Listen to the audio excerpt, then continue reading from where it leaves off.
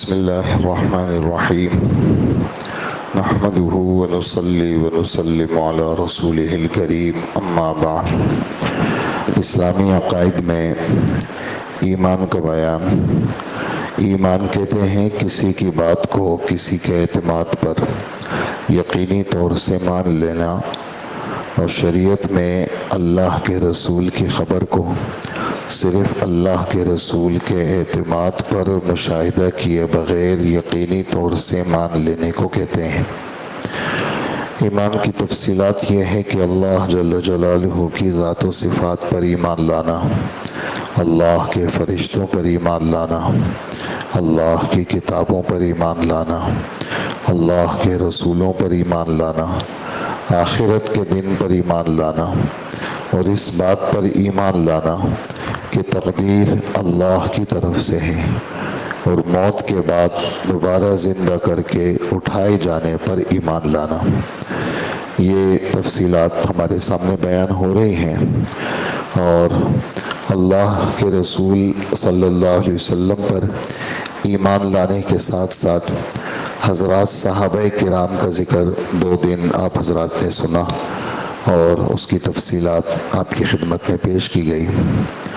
آج جو بات ہے وہ ہے تقدیر کا بیان۔ قضاء اور قدر حق ہے، اور اس پر ایمان لانا فرض ہے۔ ایمان بالقدر کے معنی یہ ہیں کہ اس بات کا یقین اور اعتقاد رکھا جائے کہ اللہ جل جلالہ نے مخلوق کے پیدا کرنے سے پہلے ہی خیر اور شر کو، ایمان اور کفر کو، ہدایت اور گمراہی کو، اطاعت اور گناہ کو، اور جس سے بھی جو فعل صادر ہو رہا ہے اور جس کو جو کچھ جتنا کچھ مل رہا ہے اور جو حالات پیش آ رہے ہیں، ان سب کو مقدر فرما دیا ہے، اور ان سب چیزوں کو اللہ نے پہلے سے لکھ لیا ہے۔ اب اس دنیا میں جو کچھ ہو رہا ہے وہ سب اللہ کے ارادے اور اللہ کی چاہت سے ہو رہا ہے، اور جو کچھ ہو رہا ہے اللہ کو پہلے ہی سے پورے طور پر ان تمام واقعات کا علم ہے۔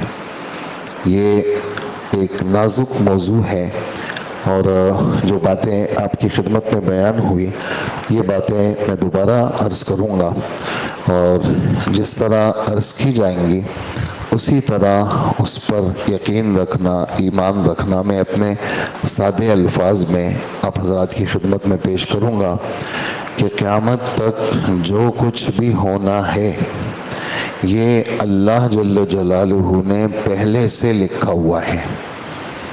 کس کو پیدا ہونا ہے، کہاں کہاں سفر کرے گا، کیا کیا کرے گا، کیا کھائے گا پیے گا، اس کی جزیات اور اس کی کلیات، اس کا ایک ایک جز اور اس کا ایک ایک کل اللہ جل جلالہ نے پہلے سے لکھ دیا، اور جو کچھ ہو رہا ہے وہ اللہ کے ارادے کے مطابق ہو رہا ہے۔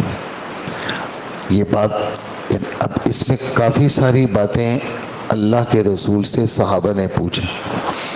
مثال کے طور پر سوالات میں ایک سوال یہ آیا، اللہ کے رسول جب پہلے سے لکھا ہوا ہے کہ تو یہ والی بات بھی لکھی ہوئی ہے کہ میں جنت میں جاؤں گا، تو جب یہ والی بات پہلے سے لکھی ہوئی ہے کہ میں جنت میں جاؤں گا تو گناہوں سے بچنے کی ضرورت کیا ہے؟ مجھے لکھا ہوا ہے، میں نے تہجد کی ضرورت کیا ہے، روزہ رکھنے کی ضرورت کیا ہے؟ پہلے سے اللہ نے لکھ دیا کہ میں جنتی ہوں۔ تو یہ والی چیزیں جو دنیا کے اندر مکلف کی چیزیں ہیں، مشقت والی چیزیں ہیں، اس کی کیا ضرورت ہے؟ یا یہ ہے کہ پہلے سے لکھ دیا ہے کہ میں تو دوزخی ہوں، اب گناہوں سے بچنے میں کیا ضرورت ہے، میں تو ہوں ہی دوزخی، لیکن مجھے تو کچھ پتہ نہیں ہے، میں جنتی ہوں، میں دوزخی ہوں، مجھے تو پتہ نہیں ہے۔ اس کا جواب ہمارے نبی صلی اللہ علیہ وسلم نے سادے الفاظ میں یہ دیا کہ کسی فرد بشر کو یہ بات معلوم نہیں ہے کہ وہ جنت میں جائے گا یا دوزخ میں جائے گا۔ لکھا ہوا ہے، ہم اس لکھے ہوئے کو تسلیم کریں گے، یہ ہمارے ایمان کا حصہ ہے۔ اگر ہم اس کو تسلیم نہیں کریں گے تو ہم مومن نہیں ہیں، ہم نے تو ماننا ہے۔ اب رہی یہ والی بات کہ بھئی جو میں نے صحابہ والا اعتراض پیش کیا کہ صحابہ نے یہ سوال پیش کیا، ہمارے نبی نے ان کو کیا جواب دیا؟ ہمارے نبی نے یہ والا جواب دیا کہ ہم اس دنیا میں رہتے ہیں، آسمانی احکامات ہمارے سامنے بیان ہوتے ہیں اور اللہ کا حکم اللہ کے نائبین ہمیں سناتے ہیں۔ اللہ کا حکم اللہ کے نائب، اللہ کے رسول وہ سنا رہے ہیں، اللہ کے نائب صحابہ وہ سنا رہے ہیں، تابعین وہ سنا رہے ہیں، علماء سنا رہے ہیں، نائبین جو اللہ اور اس کے رسول کے نائبین ہیں وہ احکامات دے رہے ہیں۔ تو میں ایک نائب ہوں، آپ کے سامنے بیٹھا ہوں، میں آسمانی بات آپ کو سنا رہا ہوں، تو یہ میں تو واسطہ ہوں، سنا رہا ہوں، حقیقت میں یہ اللہ سنا رہے ہیں، لیکن میں ایک واسطہ ہوں جو آپ کے سامنے پیش کر رہا ہوں۔ تو فرمایا کہ جو احکامات آسمان کے تمہارے سامنے بیان ہو رہے ہیں، تمہیں اللہ کا حکم سمجھ کے اس پہ عمل کرنا ہے، اور اس عمل کا نتیجہ وہ بھی بتا چکے ہیں کہ تم نے فرض پورا کر لیا تو اللہ پاک تمہیں اس کی برکت سے جنت دیں گے، اور تم نے اگر کوئی گناہ کر لیا تو اس کی نحوست سے تم دوزخ میں جاؤ گے۔ تو بات دراصل یہ ہے، اللہ کے رسول جواب دے رہے ہیں صحابہ کو کہ تمہیں جن باتوں کے کرنے کا کہا جا رہا ہے تم تو وہ باتیں کرو، اور تمہیں جن باتوں سے منع کیا جا رہا ہے تم اپنے آپ کو ان باتوں سے منع کرو، اور اللہ سے خیر مانگتے رہو اور اخیر تک لگے رہو، فیصلہ آخری عمل پہ ہوگا۔ انما الاعمال بالخواتیم، ایک ہے نا انما الاعمال بالنیات، نیتوں پر ہم آپ سنتے ہیں، ایک یہ جملہ بھی ہمارے نبی کا ہے، انما الاعمال بالخواتیم، خا واو الف تا یا میم، خاتمہ، اعمال کا دار و مدار اختتام پر ہے، اخیر میں کیا کر رہی ہے؟ اچھا وہ اخیر بھی میرے رب نے لکھا ہوا ہے کہ اس آدمی کا اخیر کیا ہوگا، لیکن وہ اخیر مجھے پتہ نہیں ہے۔ مجھے یہ حکم ہے کہ تم نے تو پڑھنی ہے بھائی نماز، اور تم نے تو رکھنا ہے روزہ، اور تم نے تو دینی ہے زکوٰۃ، اور تم نے تو کرنا ہے حج، اور تم نے تو بچنا ہے گناہوں سے، مجھے یہ حکم ہے، اور میں سر نیچے کر کے لکیر کا فقیر بن کے وہ کروں گا جو مجھے کہا جا رہا، اور اپنے رب سے خیر مانگتا رہوں گا، ڈرتا رہوں گا، سارے عمل کر کے بھی ڈروں گا، سب کچھ کر کے بھی میرے دل میں خوف ہوگا، پتہ نہیں یہ میرے منہ پہ نہ مار دیا جائے۔ یہ کیفیت اللہ کے رسول کے صحابہ کو حاصل تھی، سب کچھ کے باوجود سب کچھ کیا، اپنی پوری زندگی اپنے سارے جذبات قربان کر دیے، اور سب کچھ کرنے کے بعد اپنا رخسار مٹی میں مل رہے ہیں، اور بیٹے نے حضرت عمر کا سر اپنی گود میں رکھا، وہ ہٹا دیا اور سر زمین پہ رکھا، اور مٹی میں اپنے گال اور اپنے رخسار کو مل رہے ہیں، اور کہہ رہے ہیں کہ عمر اگر اللہ نے تیری بخشش نہیں کی تو تو تباہ ہو جائے گا۔ سب کچھ کے باوجود آسمان سے سلام بھی آیا، اعلان بھی ہو گیا کہ عمر جنت میں جائے گا، اعلان بھی ہو گیا کہ میرے بعد کوئی نبی ہوتا تو عمر ہوتا، لوگوں میں عمر فاروق سے راضی ہوں، لوگوں تم عمر فاروق کا مرتبہ پہچانو، میں اس سے خوش ہوں۔ اس ساری خوشخبریوں کے باوجود کیفیت یہ تھی۔ تو جو لکھا ہوا ہے ہمیں پتہ نہیں ہے، لیکن ہم اللہ جل جلالہ سے آخری لمحات تک امید رکھیں گے۔ پھر ایک اور بات ہمارے نبی فرما رہے ہیں، تم میں سے کوئی فرد اپنے عمل کی وجہ سے جنت میں نہیں جائے گا۔ اللہ اکبر، پھر عمل کا فائدہ کیا جب عمل کی وجہ سے جنت میں نہیں جائے گا؟ اللہ کے رسول آپ بھی ایسے ہی ہیں؟ فرمایا ہاں، میں بھی اپنے ایمان اور عمل کی وجہ سے جنت میں نہیں جاؤں گا. پھر فرمایا ہاں اللہ مجھے اگر اپنی رحمت سے ڈھانپ لے میں اللہ کے فضل اللہ کی رحمت سے جنت میں جاؤں گا.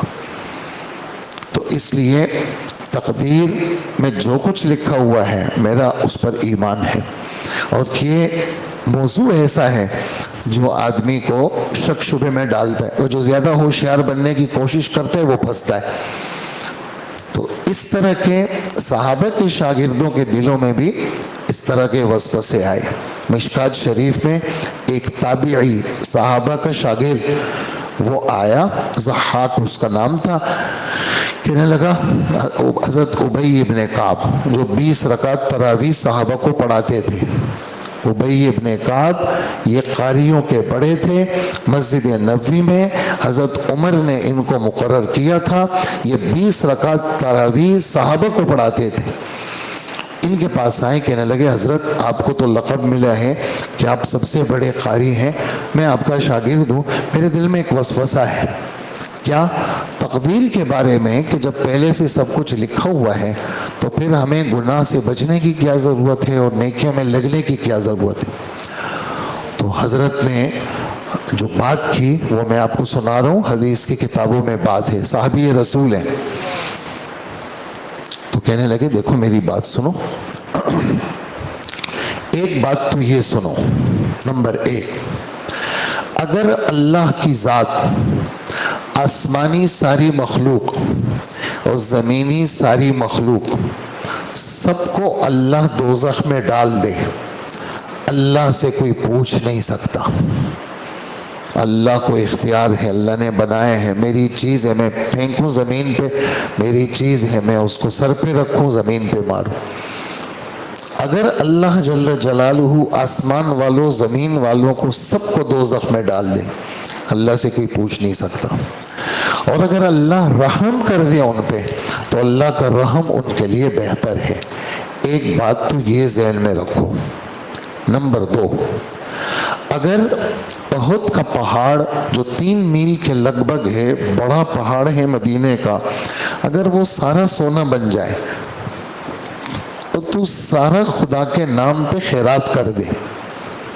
سارا سونا بن جائے، سارا تو خدا کے نام پہ خیرات کر دے، تیری جان دوزخ سے اس وقت تک نہیں چھوٹے گی جب تک تو تقدیر پر ایمان نہیں لائے گا.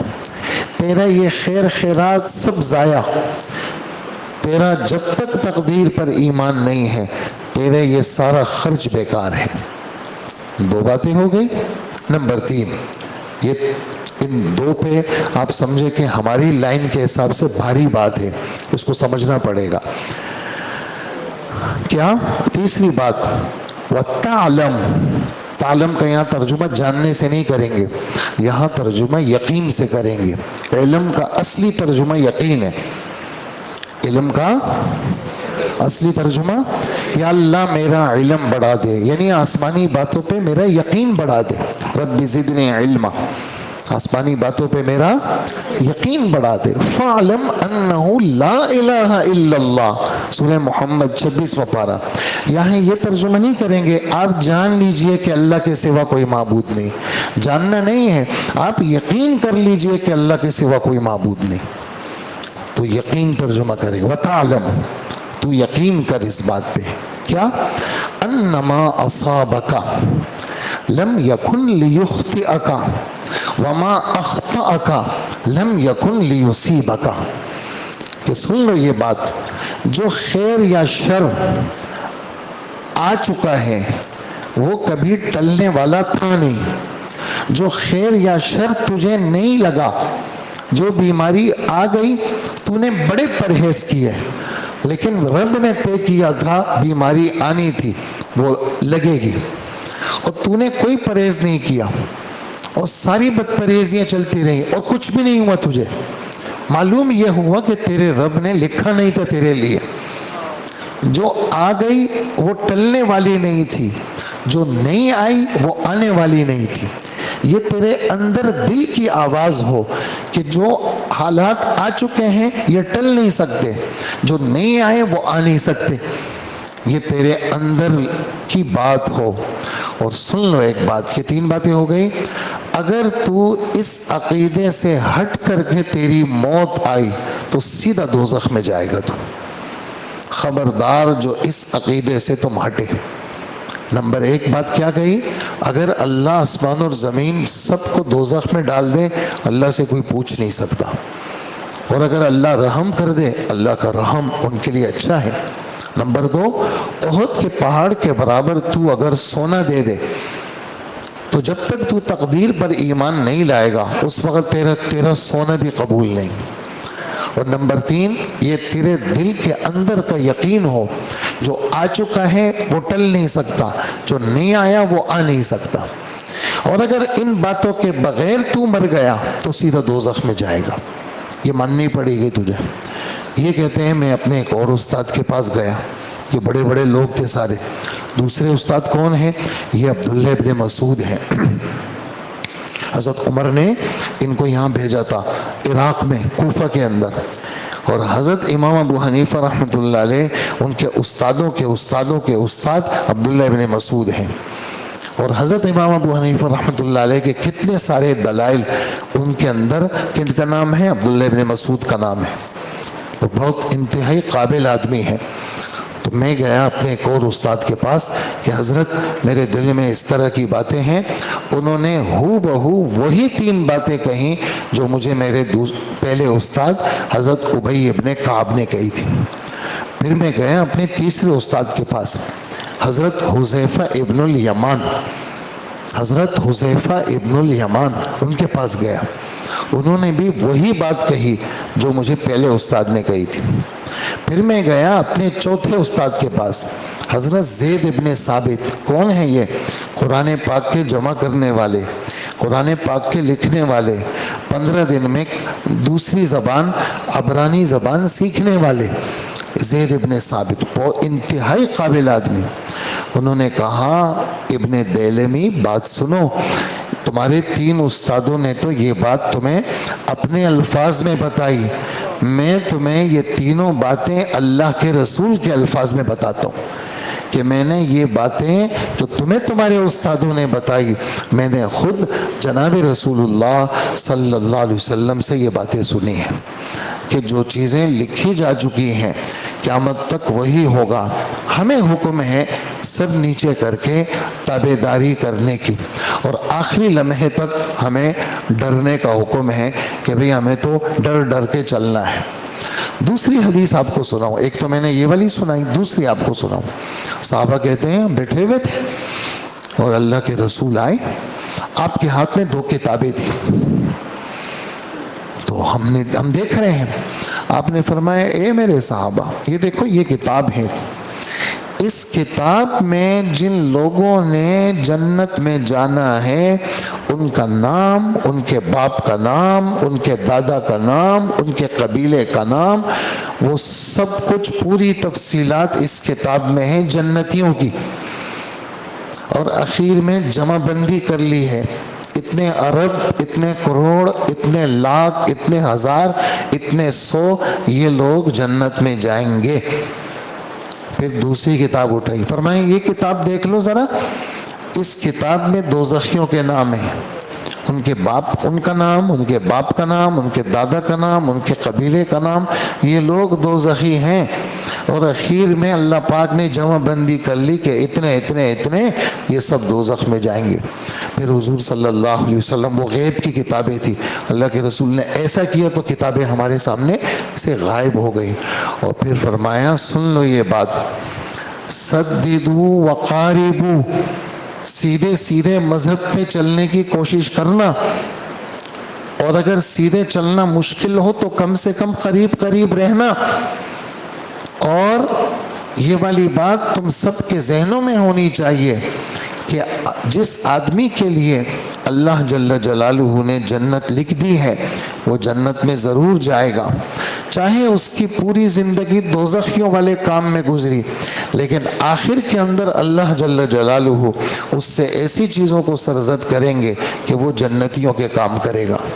اور جس کو دوزخ میں جانا ہے پوری زندگی اس نے کیا کیا؟ جنتیوں کے کام کیے، لیکن اخیر میں اس کا دل دماغ ایسا آوارہ ہو جائے گا کہ وہ دوزخیوں کے کام کرے گا۔ لہٰذا تم سب کو اس بات سے ڈرنا چاہیے کہ آخری لمحات تک مذہب پہ چلنا تمہارے لیے کیا ہونا چاہیے، اس کی کوشش کرنی چاہیے۔ اور آخری حدیث میں آپ کو سناؤں گا کہ صحابی رسول ہیں، بیمار ہیں، ساتھی آئے پوچھنے کے لیے، یہ لیٹے ہوئے ہیں اور آخری وقت ہے ان کا اور رو رہے ہیں۔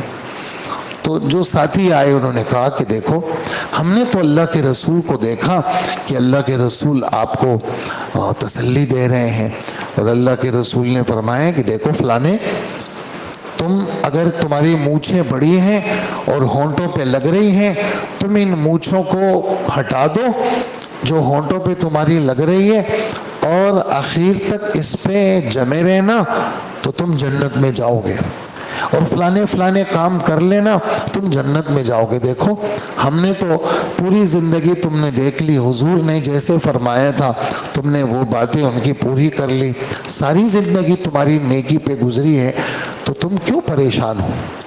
تو کہنے لگے تمہاں سب کی باتیں صحیح ہیں، مجھے ایک حدیث پریشان کر رہی ہے۔ یہ کیفیت تھی صحابہ کی۔ وہ کون سی حدیث ہے؟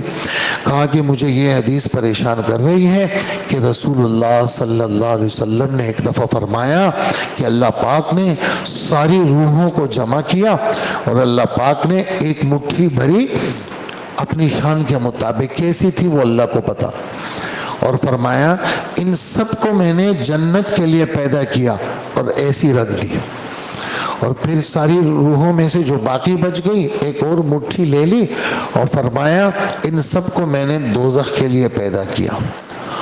مجھے یہ بات ستا رہی ہے کہ میرا شمار پہلی مٹھی میں ہے یا آخری مٹھی میں ہے، یہ بات مجھے پریشان کر رہی ہے، اس لیے میں رو رہا ہوں، اور میں اللہ سے درخواست کرتا ہوں میرا خاتمہ ایمان پر ہو جائے۔